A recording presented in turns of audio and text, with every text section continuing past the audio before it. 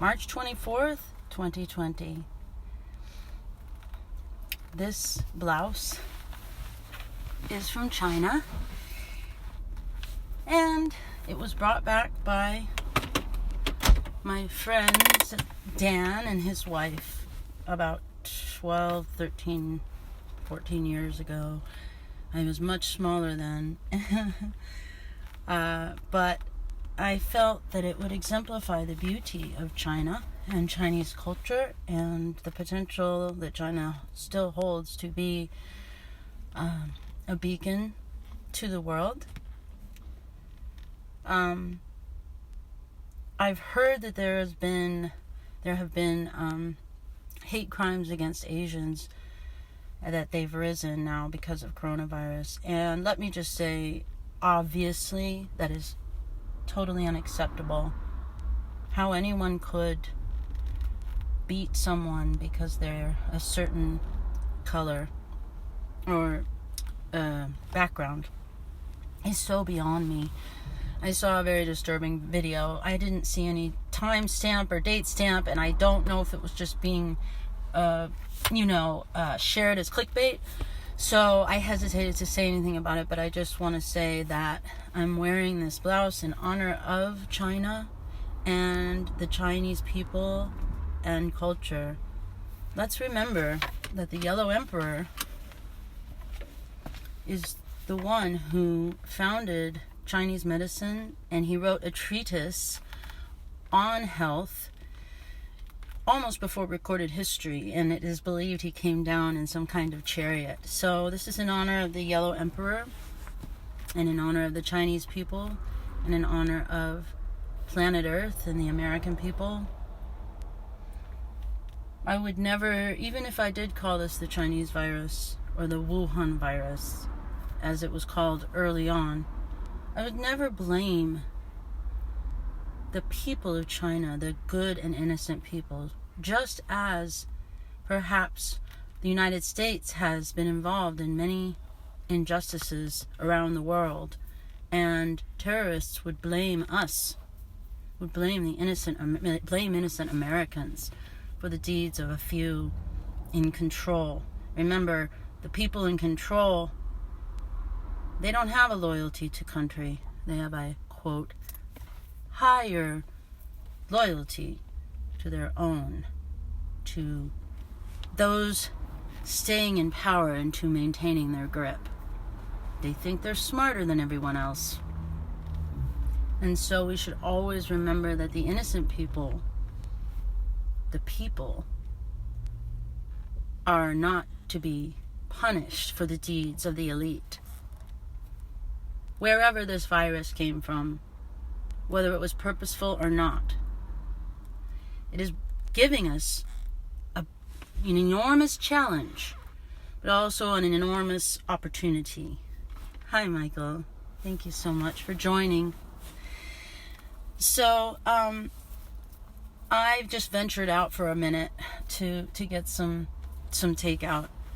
But I'm obviously abiding by all of the guidelines, and I take this virus very seriously. I just wanted to say that right off the bat. I'm not a Pollyanna, not in this case. I'm not trying to cover up anything. I'm not trying to push an agenda based on what you may think I believe, or any ideology or person that I support. So let's just get that out of the way. I've been trying to crunch numbers, do comparisons, offer perspective, and sadly yesterday I was attacked publicly by someone who has been watching me now for a couple of years. I haven't socialized with this person in a long time, but he's been watching my work, and I guess this was the last straw. He sent me a private message saying, "You will have to answer for this. Don't think we're going to forget the tripe you've been slinging." So what was the offending post that finally did it? It was looking at the numbers for swine flu, which actually began in the United States. Welcome all. I don't know who is watching besides Michael, because it's not telling me, but please, wave if you, because I'd like to acknowledge you. Anyway, the offending post from me that caused this person to attack me was, I looked at the stats from the 2009 H1N1 variant of the flu, that same flu from 1918. And that variant was a zoonotic virus, which is what they use when a virus mutates and then jumps from an animal to a human. So the swine flu originated, the first case was found near the U.S.-Mexico border in April 2009. Hi, Colin. Hi, Robert. Hello. Thank you for commenting. Thank you for joining me. So that virus originated, they believe, the first case was a 10-year-old boy near the U.S.-Mexico border in San Diego County. There were also people who had crossed the border from Mexico. And I saw that some scientists pegged the origin to the town of La Gloria in Veracruz. Now, Veracruz is not near the border, but it's a place where multinational agribusiness has a great foothold. Hola, Colin, ¿cómo está? ¿Cómo estás, amigo? Mucho gusto tenerte observando esta presentación hoy. Just call me Beta O'Rourke. Anyway, so swine flu was a huge problem for Mexico and the United States, and I honestly don't remember it. Probably because where I lived was not a hot spot, probably because of the media, and probably because we've kind of become accustomed to loss of life, loss of life in certain areas where we just weren't aware. Now it seems, any loss of life is unacceptable, as it should be. Thank you, Michael, as we try so much to preserve all lives as best we can. So getting back to swine flu, I did not remember it, and one thing that was quite different, well, first of all, let me just say that the regular flu is called seasonal flu. It's a variant also of the 1918 influenza. And they didn't even discover that this was the case until they exhumed some bodies in this town in Alaska, where everybody in this town in Alaska died of the 1918 flu pandemic, and they had to actually obtain the virus from there. And so then they determined that this flu virus is the same virus from 1918. And so it has variations. It has type A, type B, even type C, H1N1, H1N2. But swine flu is H1N1 with a variation being zoonotic, not seasonal. And so because of that, because it was new, it was declared a pandemic immediately, at the end of April by the World Health Organization. I actually know someone who just told me that her son had gotten it, and she was pretty worried, but he got over it. So it actually affected children and young adults in a disproportionate manner. It killed more than 1,100 children in the United States. It also caused the deaths of about 12,000 total in the United States, and up to 500,000 worldwide. It affected 1 in 6 Americans. I don't know about you, but I was absolutely shocked by it. If we can't look... Yeah, Robert. Yeah, Beta O'Rourke. Yeah. If we can't look at numbers for perspective without pushing an agenda, and we get attacked for that, then, that's a challenge. I'd say that's a big challenge. And I was shaken and I was disappointed by this attack. But it gave me a lot of perspective. And what I'm realizing is there's a diversion happening right now. A diversion from the truth that's frankly just astounding to me. And that is, apparently, many people on Twitter and many people on Facebook are saying that Trump is defying his experts.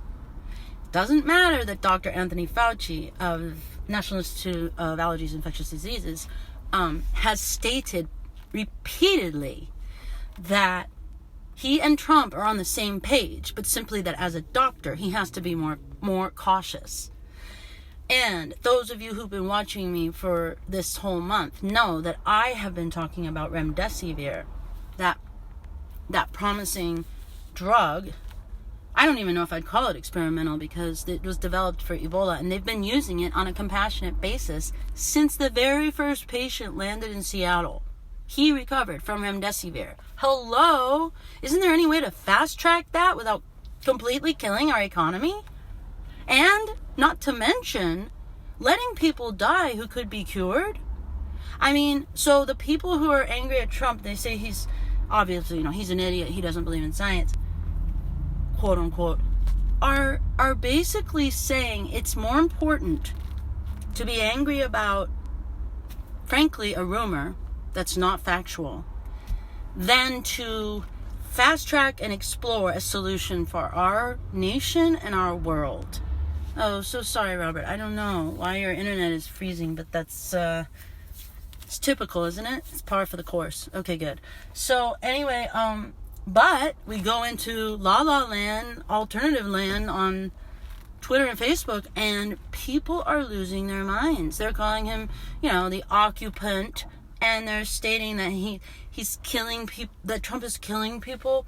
Also, I noticed, I saw that chloroquine also has cured many people, by the way. Chloroquine. Hydroxychloroquine is, I think, a more digestible form, if I'm not mistaken. So, I corrected the record on my Back to Facts page, which has 585 likes or something, which is not much. So if I correct the record, nobody hears it. But still, I feel like the record is corrected. And I was really surprised to see that people are still saying that Trump caused the death of this man who took fish aquarium cleaning tablets, chloroquine phosphate, self-administered, or it was drops, I think, and died. But he already had coronavirus, so I'm sure he was doing it as a last resort, and I think that's absolutely awful. But here's what I would say. I've been talking about Remdesivir, the other very promising treatment made by Gilead Labs in California, for weeks and weeks, and I kept wondering why Trump wasn't mentioning it, right?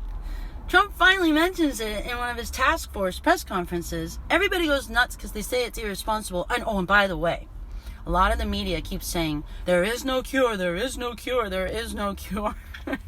And it's like, do you want a cure? Or do you want to be right? Do you want a cure? Or do you want to crush the economy? Do you want a cure? Or do you want to get rid of Trump?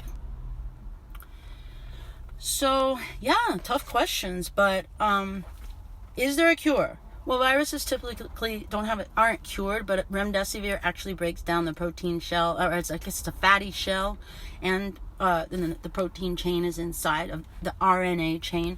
Remdesivir actually prevents it from replicating. So we can we can split hairs and say it's not a cure, but we've already seen results. And I keep sharing this New England Journal of Medicine report on the very first patient 0, who flew from Wuhan, China to Seattle.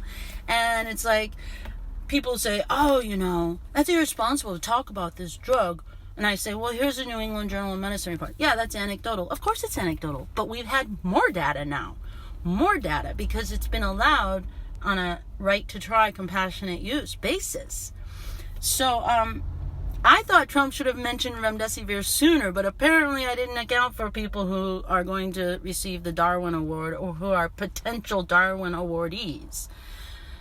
Sad, but perhaps these people, perhaps their doctor was not giving them any options. And so I say to you, we should be mobilizing more, not less, to distribute this, which has not shown, when administered by a doctor and or in a hospital setting, neither chloroquine or Remdesivir has harmed anyone or killed anyone. So are we able to see the difference between someone who self-administers something that's not even the actual drug, which the media got wrong, BuzzFeed got totally wrong. Their headline was, drug Trump recommended kills somebody. People don't often read past the headline. So are we going to mobilize and marshal ourselves for a cure that we know has not killed anyone administered in a scientific setting? Or are we going to kill the messenger? Because people are implying now that I have blood on my hands just for sharing data from swine flu. I'm telling you, I believe we will get through this. And I'm not a Pollyanna, but I have always believed we would get through this sooner rather than later. I'm waiting for the good news. I hear that the stimulus bill is still not passed. It's passing tomorrow, but I did hear that Dow Jones responded to the information that the bill was going to be passed.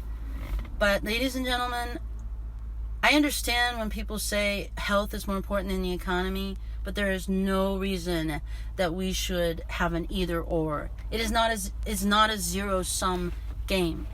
It is, let's not shoot ourselves in the foot or even a vital organ because we can't get simple information out there. So I am hopeful. I thank you for watching. Yeah, I'd go for anecdotal evidence too rather than die. Yeah, I would too, Sandra. Thank you. I mean, we're in La La Land and there's a lot of angry people, and you know what? I do want to address something about Trump because I try to avoid talking about him now at all because honestly, the world that we're living in is so much bigger than Trump. And when he is gone, which he will be one day, we are still going to have the kind of division that we have right now, which is unnecessary. It is due to incomplete information. And you know what scares me? Is there are people who are imbalanced who think that Trump is not going far enough with some kind of a racist agenda that they think he's pursuing, which he is not. He is pursuing common sense business solutions, and also he has acknowledged actively what's right in front of our faces in many communities, which was our open borders. How is that a bad thing? It's a bad thing because no country can function without the rule of law, without knowing who's here. So there are a lot of imbalanced people who would probably take things in a totally wrong extreme direction. So when Trump is gone, I say we better figure out our information flows now so that we can unite again. There's no reason to be divided. You know, you could still be annoyed by him. I am. So let me get to the press conference thing. It was a couple days ago, okay? Maybe it was Sunday. And I watched the presser live, the briefing, and somebody asked him if he had sold stock, if he had unloaded any stock after his classified briefing on the virus. And he waxed sentimental and poetic, which is really the wrong time to do that. I was saying to myself, why does he go off and get so sentimental at these times? It's almost like the more important the question, the more crucial the question, the more he goes like, oh, okay, you know, when I ran for president and I won.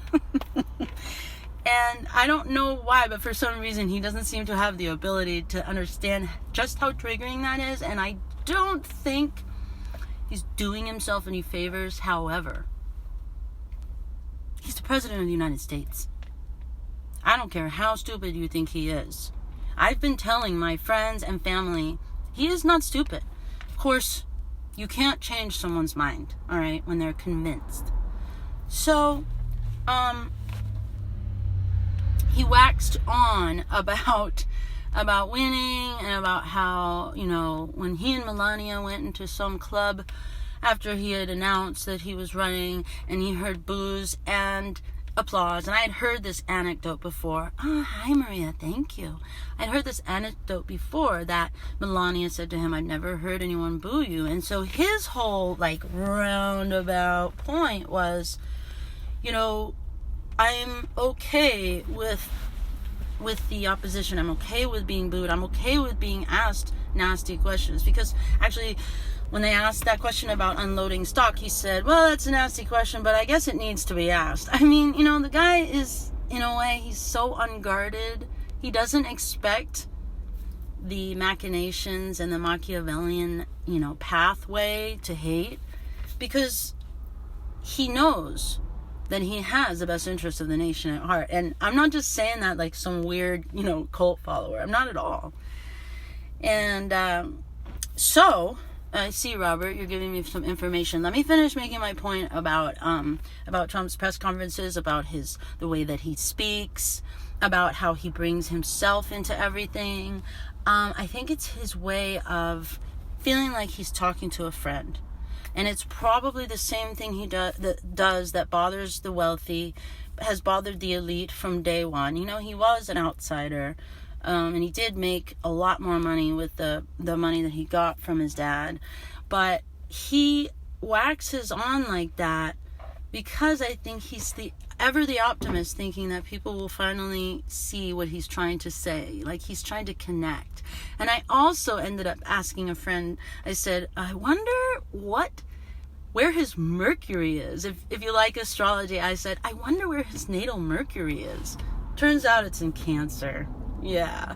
So his emotions come out. His sentimentality comes out in his speech.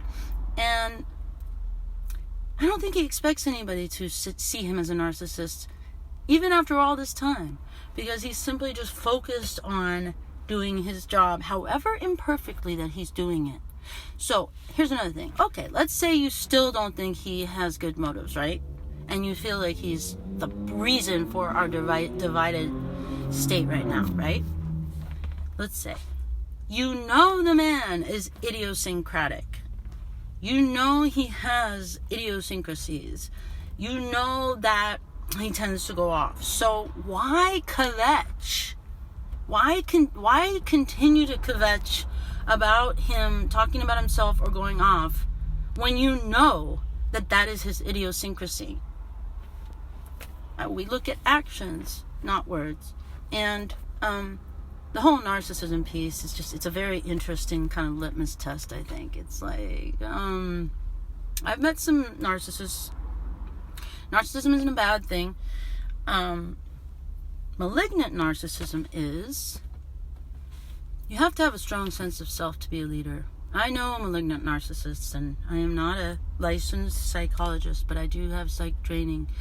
And I've read a great deal and watched a great deal from interviews of him when he was very young, from all through the 80s and 90s. I've looked at what he's done. I've looked at what he said. He does shoot from the hip. Hey, it's not the first time we've had a cowboy in the Oval Office, right? I mean, come on. It's got to be something deeper with all this hatred. Yeah, and you know what I really and truly believe that it is that he's completely destroying the evil system of the elite. So that said, people will laugh, they will scoff, but I'm here to give you the unvarnished truth, not coming from a place of belief. I hope that we can spread this attitude far and wide. We are going to get through this. I worry about the damage to our wonderful American workers who work in the hospitality and restaurant industry. It's absolutely horrific. If I had money right now, which I don't, I'd be ordering takeout for every single meal. I also wish I had bought some stock. Maybe it's not too late. I saw a headline that said that there's a really quality stock, basically, that's available for a steal right now. Let's see, what would I buy? I would buy Gilead Sciences for sure. Absolutely, hands down. And there's another company that is fast-tracking production of chloroquine. Okay, thanks, Robert. Now, let me read what you said about the dosage. The first thing Bloomberg reported after Trump talked about it was hydroxychloroquine was fatal in a 2-gram dose. So that's not correct, is it? Or is it kind of a left field, neither here nor there data point? Because obviously you wouldn't take 2 grams. I don't know. But obviously you should never take anything without a physician physician administering it to you. Now, yes, a failing economy will affect people's health. I'm desperately worried, and from a holistic standpoint, and you're absolutely right with that word, Sandra. Okay, the next thing that Robert said is, one thing Pelosi tried to put in the relief bill was that Social Security numbers could not be used to check voter registration. Well, yeah, let's just make it like even more lax while we're at it. We all know, even though I'm sure some on the left do not know this, but it was reported in the Hill that Nancy Pelosi and Clyburn, I believe, her colleague in the House, actually were quoted as saying, let us use this crisis to achieve things that we never could have achieved. Now, let's talk about the other elephant in the room besides Trump, okay? The other elephant in the room is climate. Climate, pollution, Mother Earth. Now, so everybody who supports the left's adding $1 trillion essentially, or $500 billion to the stimulus, believes that climate is an existential threat. They believe that hurricanes have increased. They believe that fires are a result of climate, and they believe that every year is getting hotter. Now, I've looked at everything. I've looked at the data. Hurricanes absolutely have not increased, not in amount or severity. So I don't have time to give you the data on that, but that's true. Fires, it's absolutely ludicrous. Okay, you cannot have houses right near the wildlands that they are near without clearing some brush, without just doing obvious clearing of dead fuel.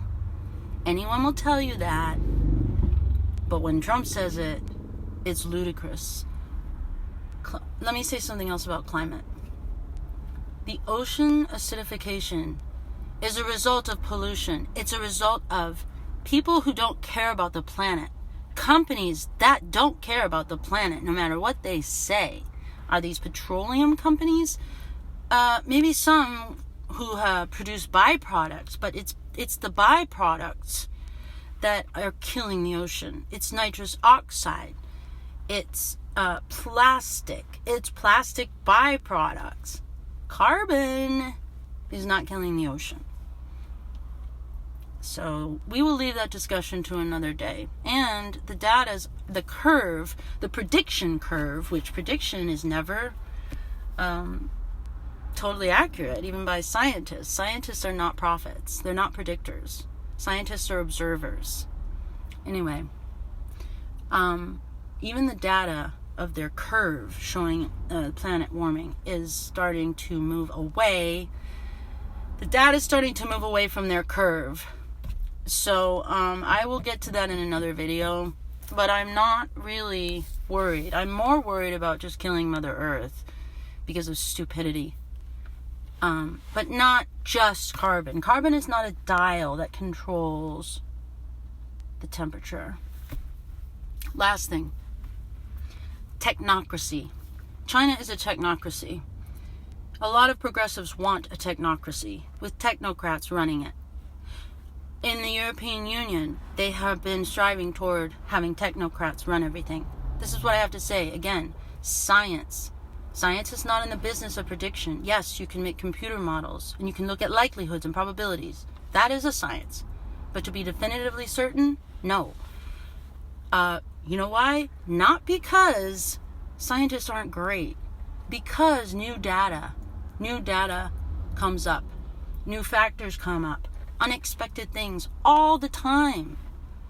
And there have been many climatologists even now who have abandoned the dogma of a warming climate. Hi Melanie, thanks for watching. I've been talking a long time and I'm almost out of battery and my son is waiting for me. But I'm talking about progressives and their belief, their sincere belief that scientists and technocrats will save us. And I want you to know that There's a reason that a chief executive is not a technocrat.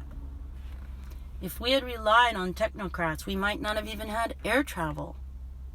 Because the Wright brothers were laughed at and scoffed at. I've done studies on scientific discoveries. First, they were imagined by the dreamers. First, they were imagined by Jules Verne and Gene Roddenberry. Then, they were created. And the ones who created it were probably still dreamers who had scientific ability. So, you need a dreamer, you need a general to be a chief executive. You need somebody to take into account absolutely everything. And yes, gut is a big part of it.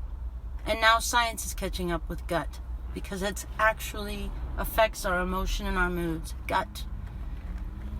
Now, is Trump the perfect person? No, but I will say he spoke about things that no one was acknowledging. And there is absolutely no way our economy could have brought the middle class out of its doldrums except acknowledging that our borders were open. It's simple economics. Supply and demand. Wages were being kept down because the multinationals had an unlimited supply of labor coming across the border unchecked. I love our farm workers and all of our workers in this country, but this is not a good strategy. And every country should be in charge of its own natural resources and taking care of its own lower classes and working classes. Instead, we have multinationals still raping the resources of all of the countries of the world for their own profits right here in America. And they're the ones who are lying to us. They're the ones who want open borders the very most. So Trump is a bit of perhaps even a problematic character, if you'd like to say. But I mean, can't we get a little smarter than this? I appeal to you. Yes, leaders are needed to make decisions. I appeal to all of you. Oh, wow, Robert. Okay, Robert is saying that the chloroquine, the chloroquine variant, which is not chloroquine phosphate that cleans fish tanks, which is either chloroquine or hydroxychloroquine, that should be administered by a physician in a physician's care. The dosage should only be 100 milligrams, but some article, what did you say, NBC? Some article came out and said that 2 grams of chloroquine would be fatal. Don't take an experimental drug without being under a physician's care. So, welcome everyone who joined. Welcome, Raul. And I'm just about to wrap it up, but I just love that you're all here. And I mean you no harm. And as far as the attack I experienced yesterday, if I'm slinging tripe, I apologize. But I will say I'm looking at a lot more data than the people who are calling Trump the occupant of the White House. So, let's just keep the faith. Remember that we are one people. Okay? And even Maggie Haberman of the New York Times tried to turn that phrase into something. One of Trump's defense attorneys in the Senate said, "We are one people," and really appealed in a very pure, emotional way to everybody to unite. And Maggie Haberman had to tweet that out and say that was something the Nazis said. Oh, okay. Is it trademarked? I don't think so. So remember, este es Beta O'Rourke y te voy a despedir de... Now I sound like the guy from New Jersey, Corey. No, voy a partirme de esta conversación ahora, pero te agradezco muchísimo para reunir conmigo hoy, para tener una conversación desde corazón a corazón. Y estamos una familia todos y necesitamos abrazar a todo el pueblo inocente que solo quiere vivir en paz. Y vamos a Vamos a revelar y velar el horror de las compañías multinacionales que están robando este mundo y robando todos los países y los pueblos que llevan la luz, y necesitamos misericordia para todos. Un abrazo muy fuerte. Beta O'Rourke signing out. Don't touch your face.